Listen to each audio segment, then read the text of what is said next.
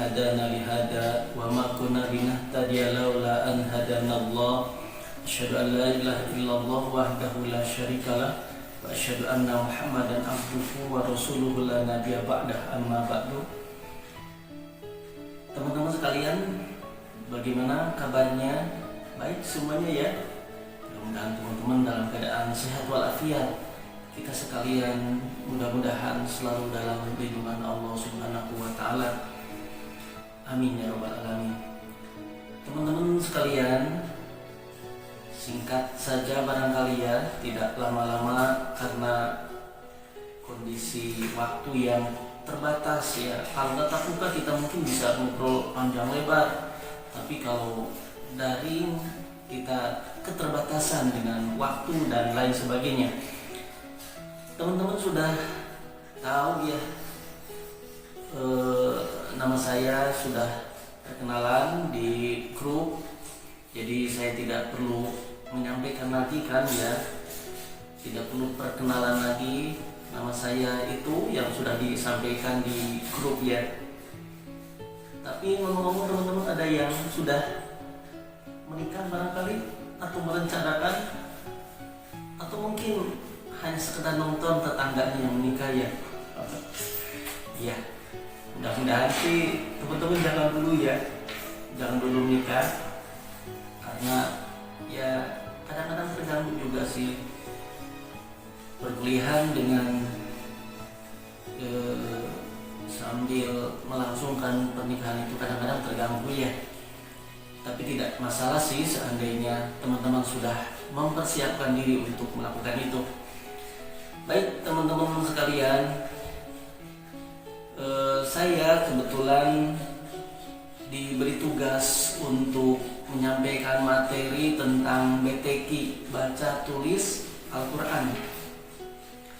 Sementara untuk mengenai baca tulis Quran sudah tentu teman-teman sudah terbiasa, bahkan dari sejak di TK sekalipun ya sudah belajar ya.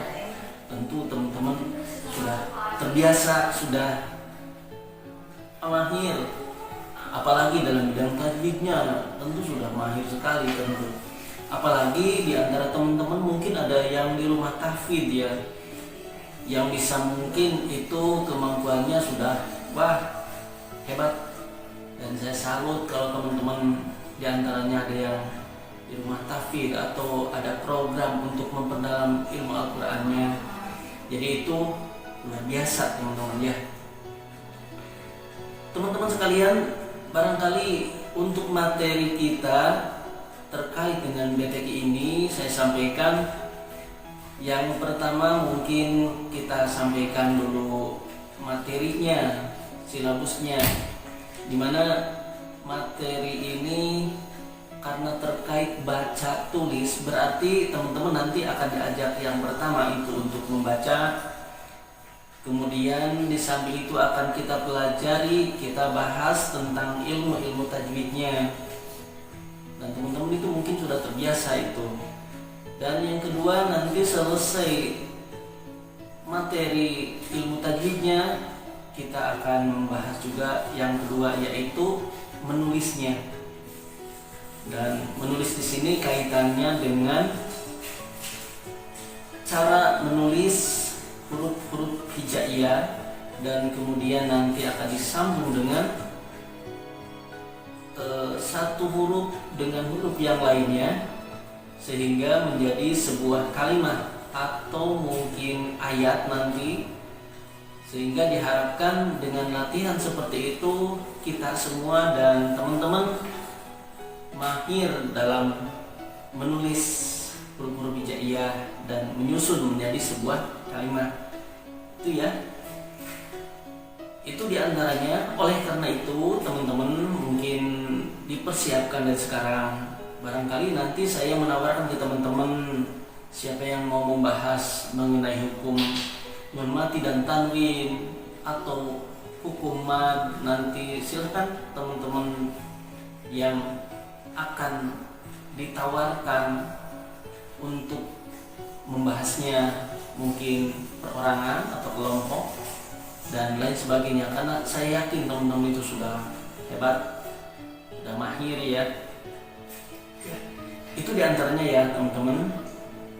Jadi yang berikutnya mungkin teman-teman harus memiliki buku yang berkaitan dengan ilmu tajwid ya. Banyak ya buku yang berkaitan dengan ilmu tajwid, dan mungkin di antara teman-teman banyak yang sudah memilikinya, sehingga nanti dalam pembahasannya teman-teman sudah tidak asing lagi dengan materi itu.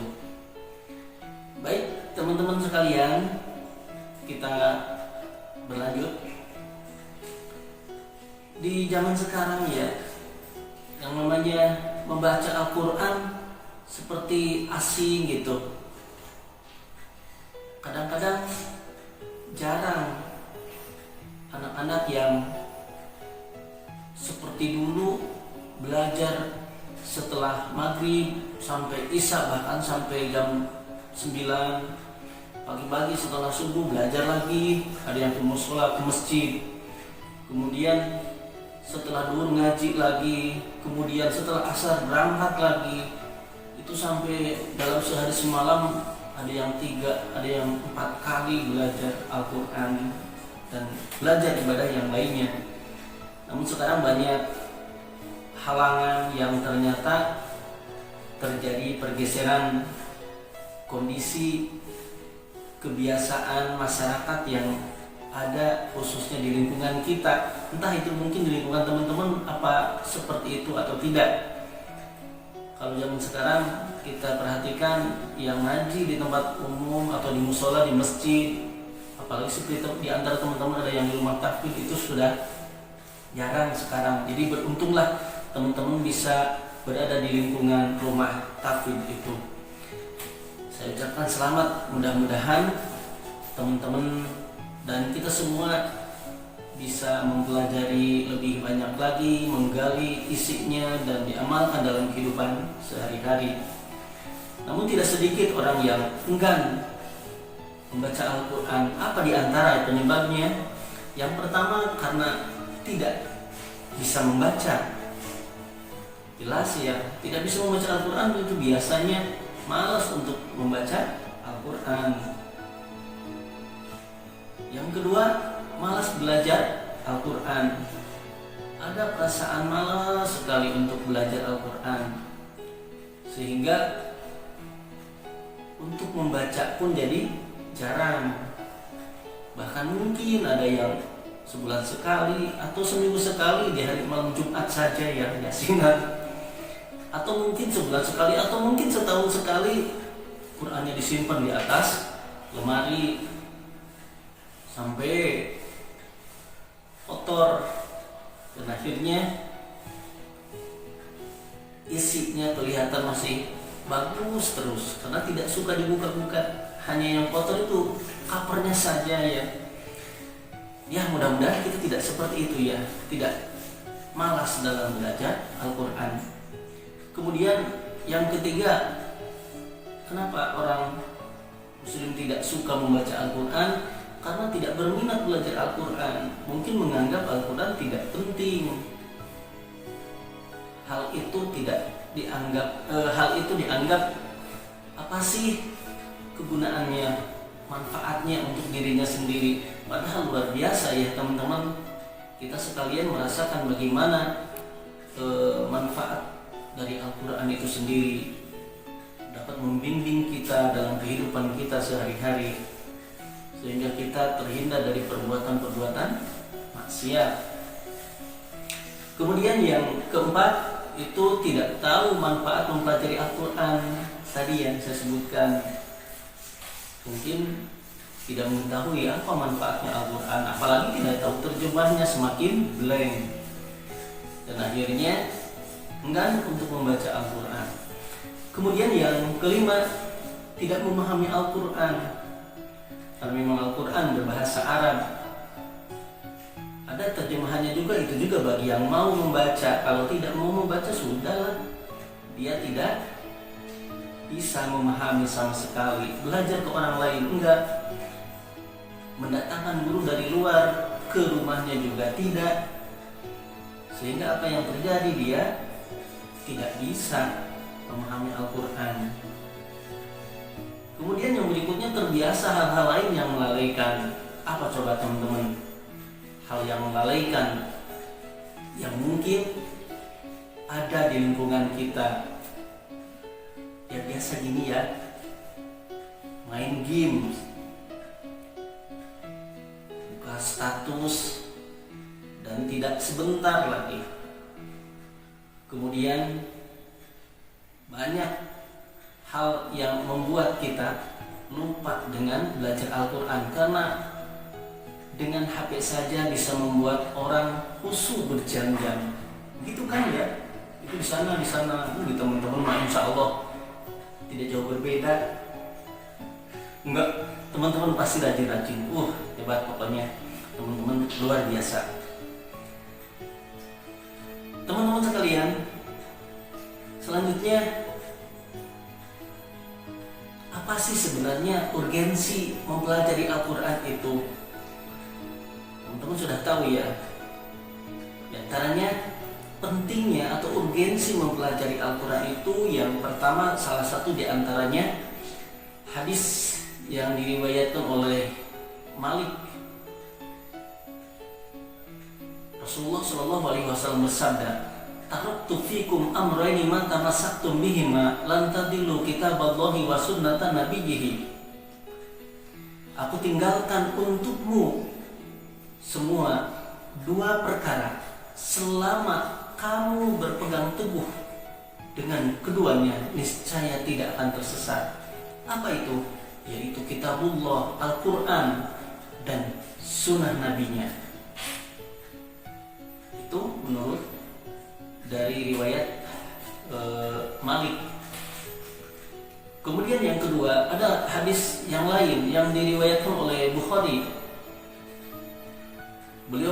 Rasulullah SAW bersabda, "Khairukum man ta'allama al-Qur'ana wa 'allamahu." Sebaik-baik kamu adalah orang yang belajar Al-Quran dan mengajarkannya. Kemudian yang ketiga, balighu anni walau ayat. Sampaikanlah dariku walaupun satu ayat.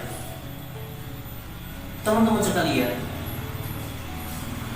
sebagaimana tadi yang disampaikan bahwa apabila kita berpegang teguh kepada keduanya, yaitu Al-Quran dan sunnah nabinya, niscaya dalam kehidupan sehari-hari kita tidak akan tersesat. Kenapa?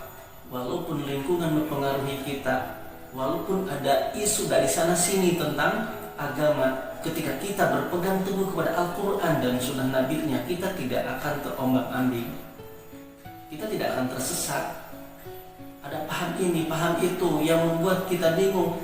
Tentu kita tidak akan bingung. Yang membuat seseorang bingung itu ketika kita berpegang teguh kepada keduanya, yaitu Al-Quran dan sunnahnya, dan kita perdalam, maka kita tidak akan terombang-ambing dengan pemahaman-pemahaman yang sesat seperti itu, yang membuat orang bisa jadi kufur, bisa jadi jauh dari agama. Itu tidak akan terjadi. Ya, seperti halnya ya sekarang teman-teman di medsos ada ahli ramal gitu, menggunakan kartu dan sebagainya, bahwa kehidupan si A akan begini ke depannya, akan mendapatkan rezeki seperti apa, melimpah ataupun mungkin terpuruk. Kita tidak akan terpengaruh dengan itu, karena itu kaitannya dengan takdir, dan itu tidak boleh kita mempercayai hal itu. Nah, itu diantaranya ketika kita berpegang kepada keduanya, niscaya kita tidak akan tersesat. Kemudian yang berikutnya, bahwa yang kedua tadi, khairukum man ta'allama al-Qur'ana wa 'allamahu, sebaik-baik kamu adalah orang yang belajar Al-Qur'an dan mengajarkannya. Teman-teman sekarang sedang belajar Al-Qur'an, ada yang di rumah tahfidz atau di musola, di masjid. Ketika teman-teman bisa menguasai itu, berikut ilmu tajwidnya, berikut isinya, bahkan mungkin tafsirnya, dan kemudian diamalkan dalam kehidupan sehari-hari, lebih hebat lagi seandainya teman-teman mengajarkan juga kepada orang lain, dan itu pahalanya luar biasa. Teman-teman sudah tahu, perlu adalah 10 per huruf mendapat satu kebaikan, yang satu kebaikan dilipat gandakan menjadi 10 kebaikan. Jadi satu hurufnya berarti 10 kebaikan. Bagaimana kalau kita membaca Bismillahirrahmanirrahim? Berapa huruf teman-teman itu ya? Berapa huruf kira-kira? Seandainya itu 22 dikalikan 10, maka 220. Itu hanya membaca Bismillahirrahmanirrahim saja. Hebat kan? Apalagi teman-teman rutin tiap hari menghafal. Bayangkan dilipat gandakan pahala itu yang luar biasa. Lebih hebat lagi ketika diajarkan kepada orang lain. Ketika orang lain bisa lantaran diajarin oleh kita, maka kita mendapatkan aliran pahala walaupun kita sudah meninggal. Ketika anak itu yang kita ajarin membaca Quran, maka ada pahala yang ngalir kepada kita. Wih, hebat. Mudah-mudahan kita termasuk di dalamnya. Berikutnya yang tadi, yang ketiga, baligh anni walau ayat, sampaikanlah dariku walaupun satu ayat. Jadi ketika kita melihat situasi lingkungan dengan masyarakat, tetangga dan sebagainya, ada sesuatu hal yang tidak sesuai dengan syariat, kita sampaikan bahwa itu, misalkan kalau dia bermaksiat, sampaikan itu tidak baik, tidak benar. Kalau itu bersifat kita menginginkan menganjurkan sesuatu hal kaitannya dengan amalan dan sebagainya, kita juga sampaikan ya sedikit-sedikit apa yang kita tahu dengan ayat Al-Quran, isi Al-Quran, kita sampaikan kepada orang lain. Mudah-mudahan selain dapat memberikan pencerahan kepada orang lain, diri kita jauh lebih memiliki manfaat dari Al-Quran itu sendiri. Kita jadi lebih terbimbing lagi karena mau belajar lebih banyak lagi. Itu ya teman-teman sekalian. Itu barangkali ya teman-teman, di antaranya pentingnya kita mempelajari Al-Quran. Dan sebenarnya masih banyak lagi ya teman-teman, urgensi mempelajari Al-Quran itu. Dan ada hadis yang lain juga yang mengatakan Iqra'ul Qur'ana fa innahu ya'ti syafi'an yaumal qiyamah lis-sahibi. Rasulullah Shallallahu Alaihi Wasallam bersabda bahwa bacalah Al-Quran sebab ia akan datang memberikan syafaat pada hari kiamat kepada pemilik atau pembaca, pengamalnya itu. Hebat ya, luar biasa. Makanya sering-seringlah kita membaca Al-Quran, sering-seringlah kita memahami isinya, termasuk juga tafsirnya, dan diharapkan kita bisa mengamalkan dalam kehidupan sehari-hari. Lihat teman-teman, sementara ini barangkali itu saja dulu. Saya tidak terlalu panjang lebar dan mungkin materi nanti saya sampaikan melalui grup ya. Sementara ini yang saya sampaikan itu saja dulu. Terima kasih, mohon maaf atas kekurangannya. Billahi hidayah wa taufiq. Wassalamualaikum warahmatullahi wabarakatuh.